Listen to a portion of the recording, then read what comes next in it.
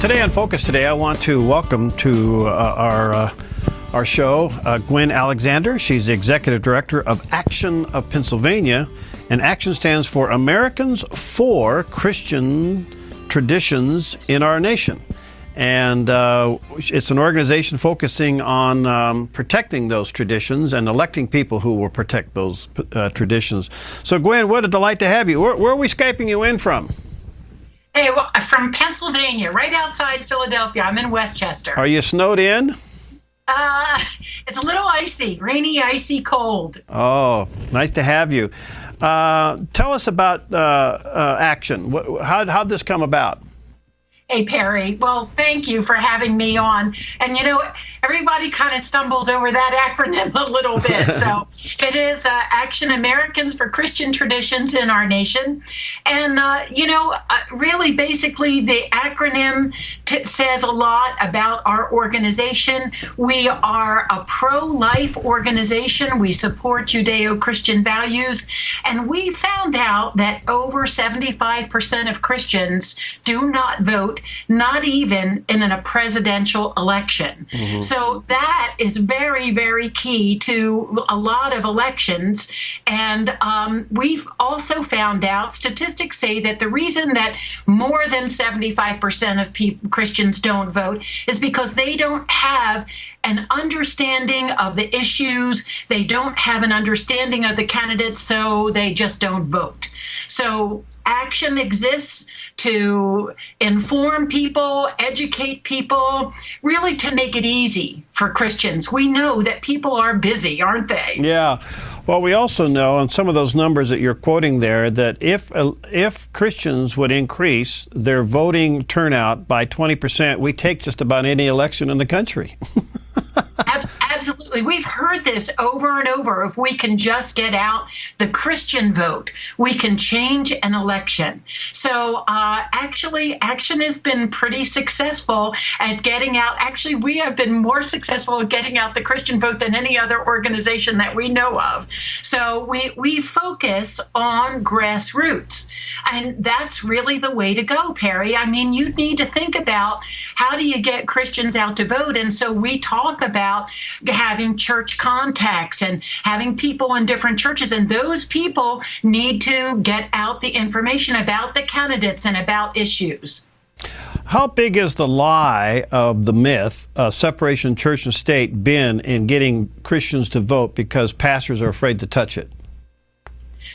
It's huge. It really is so huge. The pastors are afraid, and I think there's two things that they're afraid of. Number one, I think that they are afraid that they're going to lose their 501c3 status, so that's really, really huge. And, there's another area where they might be afraid that, well, maybe I'm going to lose some of my congregation. Maybe they won't agree. Maybe they're not there yet.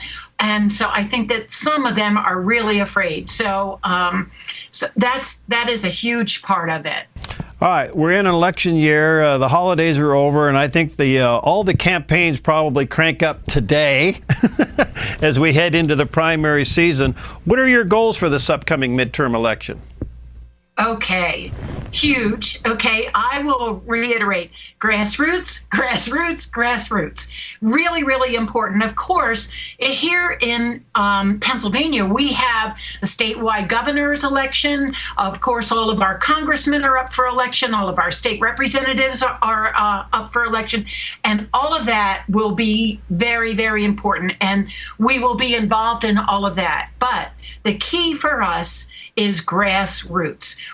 There is a position here, and really all over, county committee people. They are such an important part of the process that we encourage Christians to be involved in the committee people and to run for this position. One thing that they do that's so important is that they help establish the foundation of their party. Wow. that just right there, they find and recruit candidates. And then on top of that, these county committee people, they also endorse candidates. So we really, really encourage people not only to be informed and educated and know who the candidates are, but we also encourage them to run for some of these grassroots positions, even township supervisor. All right. It's also legal for pastors to do voter registrations, and I think maybe you want to emphasize that point. We encourage all of our church contacts, and we give them the registration forms and absentee ballot forms, and we give them the dates. This is when you need to do a voter registration drive in your church because of the deadline and all of that. So we encourage that. Now, what we do encourage is that you need to keep a good relationship with your pastor. You're not trying to do anything behind his back. So we always encourage our church contacts, go to your pastor, sit down and talk with him, tell him why this is, a burden on your heart and what you want to do. And so don't just one day set up a table in the lobby of the church and try to do registration, but go to your pastor. So we really do encourage you to do that. But as well, there are, things that we put out information about issues that is nonpartisan. We're just telling you, hey, there's a bill here that you might want to be concerned about. This is what this bill is all about. And so we encourage you that way to be informed. Why do you think the turnout's so low, especially during a presidential election? Okay. I have a theory, and it seems to be proven out all the time. All right. It seems to be that the Christians that we know, they have a job and they're very involved in their job. They want to do a good job. They have a family and they're very involved with their family. They want to be good moms. They want to be good dads. And they have their church and they're very involved in their church. So if you have those things, think about that, Perry. That you don't need anything else. Right. If you have those three things, you'll be very, very, very busy. So for you to add one more thing to your plate, it's like, oh, no, I can't do one more thing. But what we try to do is try to explain that, you know what, this doesn't really have to take up a lot of time. We can make it easy for you. We can help you to be informed. We actually have 3 breakfast meetings a year, and one of them comes up here in January where we discuss what's coming up. There's a governor's race. There's congressmen that are up for election. We have candidates there. We talk about issues from a Christian perspective. And then we have 2 other breakfasts, one right before our primary and then right before our general election. Just, hey, we're going to give you the information that you need so that you can be an informed voter. That's wonderful. Do you think the current condition of the country and some of the messes that we're now challenged with, and I'll just be quite frank, Obamacare being one of them, and some of the other scandals that are going on, is that working in our favor, that people are waking up and saying, wait a minute, something has to change? I guess I can say I certainly hope so. Dr. Dobson, that quote from Dr. Dobson saying, how when Christians retreat and how, we default to people who can and do promote immoral and destructive policies. That's really, really true. So I hope at this point that people are starting to wake up and say, wait a minute, this Obamacare, this isn't working out. Some of these policies are not really working out. So that's our goal, to make sure that they are aware, because like sometimes I say, the job, the family, the church, and they're not paying attention. So we want to make sure that they understand what's going on.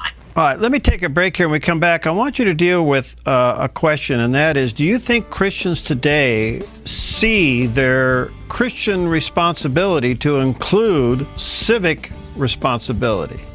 If we don't see this as a Christian virtue or even a Christian responsibility, then it's like pushing a rope uphill. Exactly. We'll be right back with Gwenne Alexander in just a moment.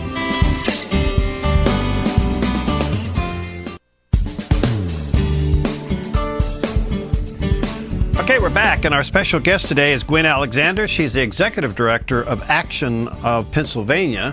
Action Stars for Americans for Christian Traditions in Our Nation. And those traditions certainly are under attack, and the best way we can protect them and value them and advance them is to make sure we get good people elected. And as we were going into the break, when I asked the question, do you think Christians see as part of their spiritual duty a civic responsibility? Well, not always, let's say that. I really think that it does need, like you were saying, it might need something to wake them up, to really get them to start thinking. And we've had a couple of those things recently, and even locally here in Pennsylvania, we actually have a register of wills who has defied the law and decided to give marriage licenses to same-sex couples. So, I think maybe Christians might need a couple of those things to just kind of wake up and say, hey, I think I need to pay attention here. I've had David Crow on with Restore America. He and I are personal friends, and he has a quote that's very good. It says, value your vote and vote your values. Yeah. And I'm just wondering if Christians understand that it's time for us now to start vote our values and not be intimidated to do so. Well, Action has a nice brochure that we give out, and basically it talks about the steps as to what you really need to do. If you want to change things, then what do you have to do? You have to change the law. In order for you to change the law, you have to change the people who make the law.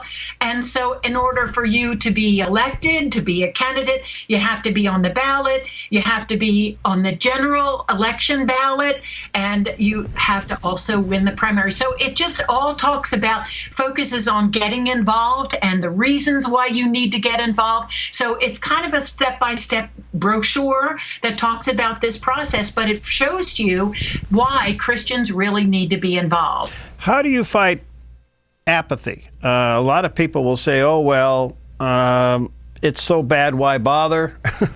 Some will even call it part of God's plan for America to go down. I mean, you probably have heard all the excuses. How do we combat that? Okay, well, we do go back to the success that we have had and show them that when Christians are involved, that we can make things better and elect Judeo-Christian candidates that support those values. So we do talk about that. Sometimes there's not apathy. Sometimes there's anger. Well, I voted, and I've always voted, and I voted the right way and everything, but it still didn't help, So I think that there's goes from one extreme to another. We could be apathy, and then you could really have really true anger. But you know what? We just really need to focus on what we need to do.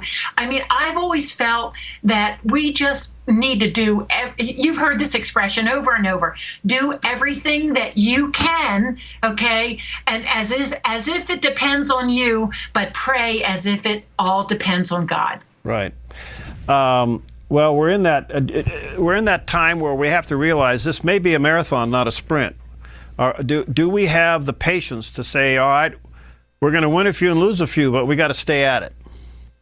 We absolutely need to stay at it. And, in every area where an action chapter exists right now, the county political structure has changed, has been transformed, and to reflect candidates that support Judeo-Christian values. We have done it over and over and over. And so now we're broadening into all of the counties in Pennsylvania, and then what we want to do is be a model for the country.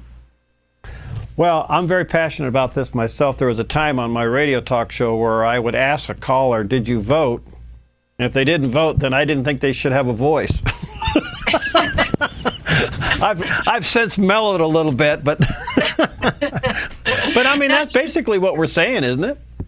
That is it. I mean, I do say that myself, Perry. I say, look, you cannot complain if you're not going to be involved, if you're not going to vote.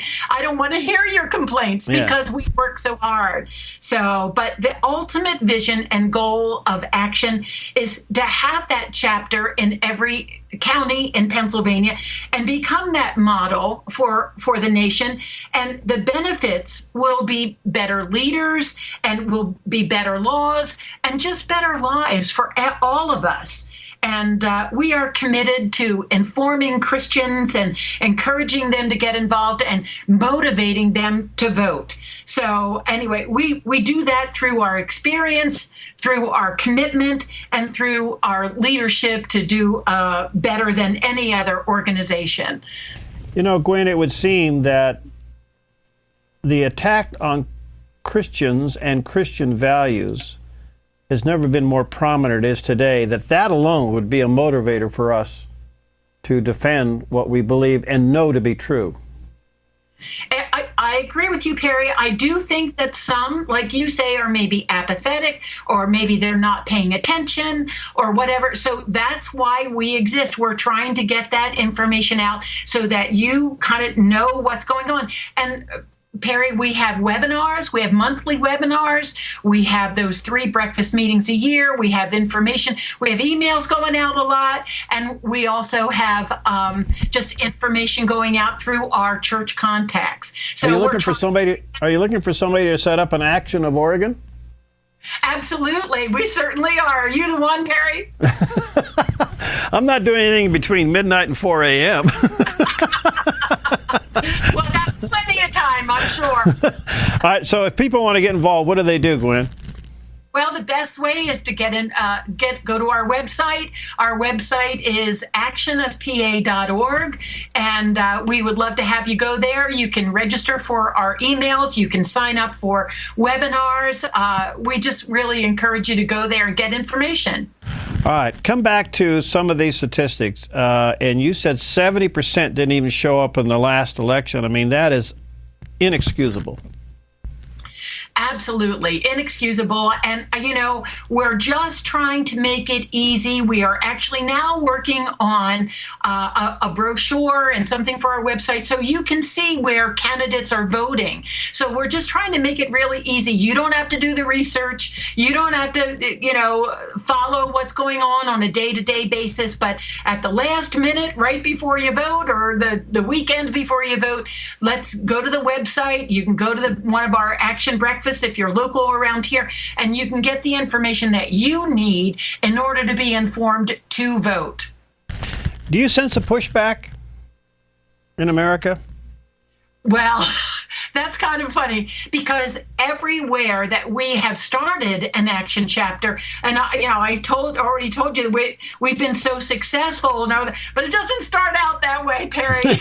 There is definitely a big pushback, especially in the beginning when they're not used to having this Christian influence and these people kind of informing them and encouraging other Christians to be involved. We're like, I remember one time I went to a meeting. We have these meetings with like 450 people that are really the committee people. And I remember one time a woman coming up to my face. She was maybe an inch away from my nose, and she shook her finger in her face and she says, we don't like your kind of people around here. So is there a pushback? Yeah, that happens too, Perry. Yeah. Believe me, I'm well aware of that. Well, Gwen, this is really exciting and quite challenging. And now we're officially into this midterm election. And the various states. I think Oregon's one of the latest ones. Our primary's not until June. When is yours?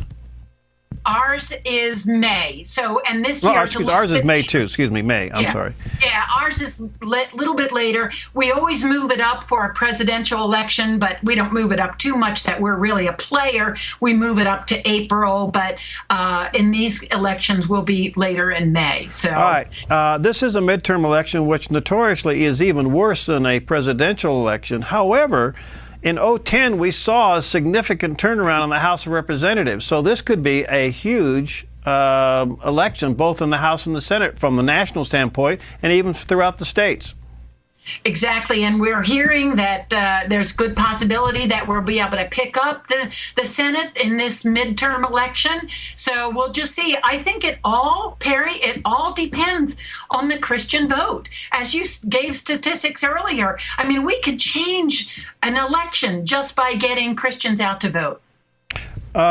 One other question. Do you see a movement among pastors to understand this issue?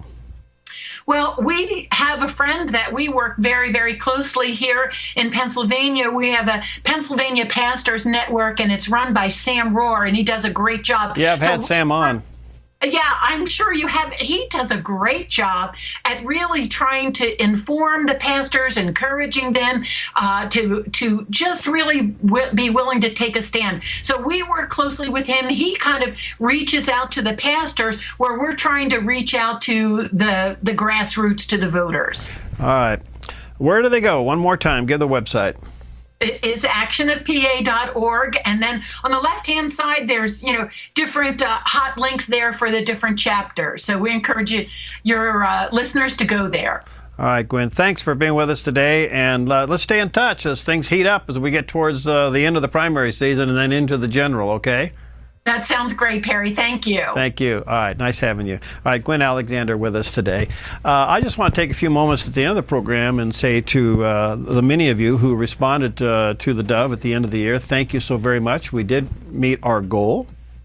And it was a critical time for us here at the Dove to do that. As you know, after 30 years, we're finally getting our own permanent facility, and we're pretty excited about that. And a lot of prep work has to be done in order for us to be able to move in there. And part of that is architectural fees and even some structural engineering that has to be done as we renovate the building that the Lord is providing for us.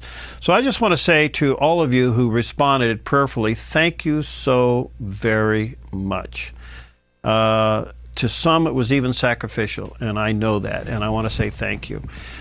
Together, you have made a huge difference here at the Dove in what we are about to do and what we have been doing over these last 30 years. It's just amazing. It's just amazing. So our goal of $75,000 was met, and that will be used for permit fees, which we can't avoid those. We have to do them. And we have some architectural reviews that have to be okayed by the city and the county.